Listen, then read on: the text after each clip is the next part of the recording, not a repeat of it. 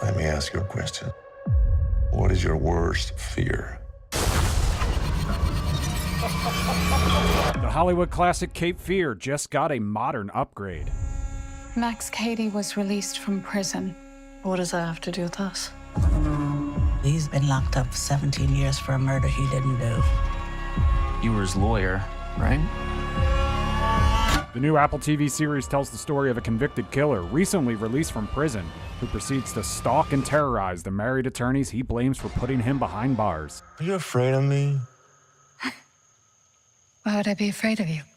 This is technically the third adaptation of the story.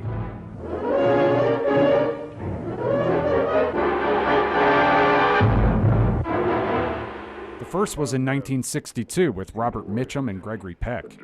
If you've been following me, it's a small town. Everywhere you turn, I guess we're gonna run into each other. The second was the Martin Scorsese Robert De Niro 1991 remake, but both the show's creator and I came across it in a completely different way. You and I are the exact same age. My first experience with Cape Fear came courtesy of The Simpsons. If you don't mind, we're trying to watch the movie. I'm curious whether that was yours as well. And what is it like when something is just kind of such a part of pop culture to reimagine it in this way? It is entirely possible that my first exposure to Cape Fear was via The Simpsons, because I was very young when the Scorsese version came out. And I know I saw that Simpsons parody very young. I also remember being quite young, coming down the hallway and coming to my parents' room where they were watching on TV a black and white movie where a kid was being chased down like a school hallway or something by a creepy guy, asking my parents what it was and having them explain stalking to me.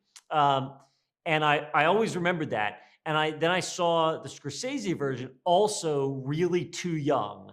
And that, had some kind of like psychological scar tissue on me because I've always remembered it. It stuck with me.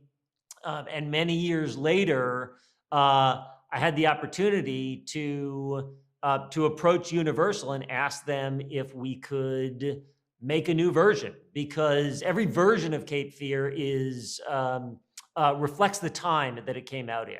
This story is like a fable. It's an all-American family terrorized by a monster. But in every version, the family is different and the monster is different. And in 2026, the family is more complicated. The monster is more complicated. There's more mystery and twists and turns. And we live in a time where, there's a lot of uncertainty about the truth and a lot of paranoia and threats that seem to come from everywhere. And so we have made a nightmare for today. This time around, Academy Award winner Javier Bardem plays Max Cady opposite Amy Adams and Patrick Wilson as the Bowdens.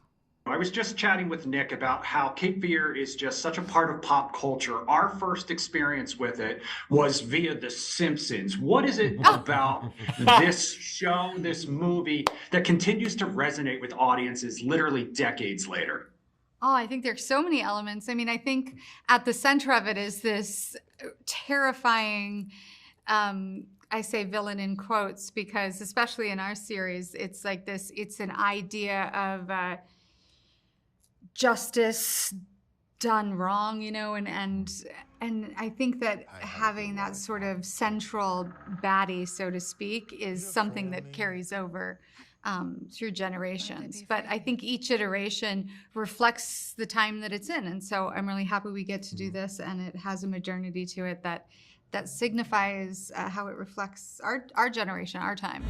Is there any way Max could know about what we did? Speak of the devil. Javier, you have played some iconic villains in your career. What makes Max so unique? I think I don't know. I guess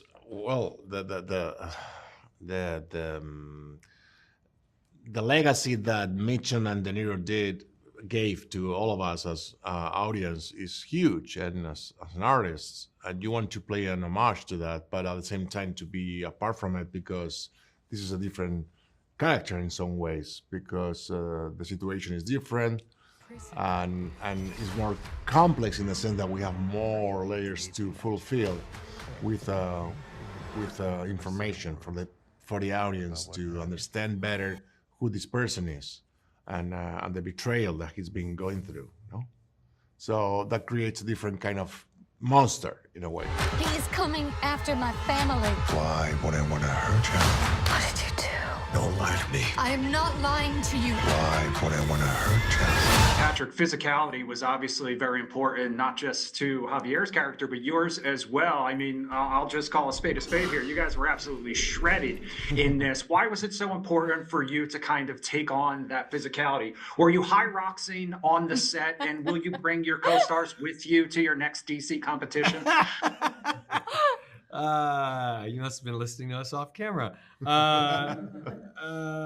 always looking for Hyrox converts. No, I thought the physicality was super important. I thought that was something that I think when I was given the role, and we talked about Tom's backstory and him being an ex-military guy, and yeah, it's not far from myself of just kind of, I thought he was somebody that strived for perfection, both in his career life and also in his physical life, because I think that's the most obvious, you know, the most visual. I thought it was a good visual representation. I also knew that it was going to be a different take for us, because De Niro was in ridiculous shape in that first one, right? Or in the Scorsese version.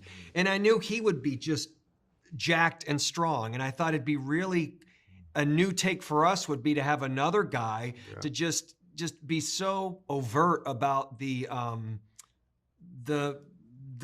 virility, I guess, for lack. I don't mean to be like but I think that it's very, look, the show is very sweaty and violent and passionate, and I think I was looking forward to expressing that, and it made me feel, I knew this guy growing up, and I would always, it was from a military family, and I'd always see his dad at various spots around the city running, like when you're really far away from home, and I thought, man, he is really running, like this is crazy, and sort of that mentality, that physical mentality, I thought that'd be a good thing to latch on to with Tom, and it kept me in shape. So, Lily Collias and Joe Anders play the Bowden's kids, and they say working with the big names in front of and behind the camera was a master class.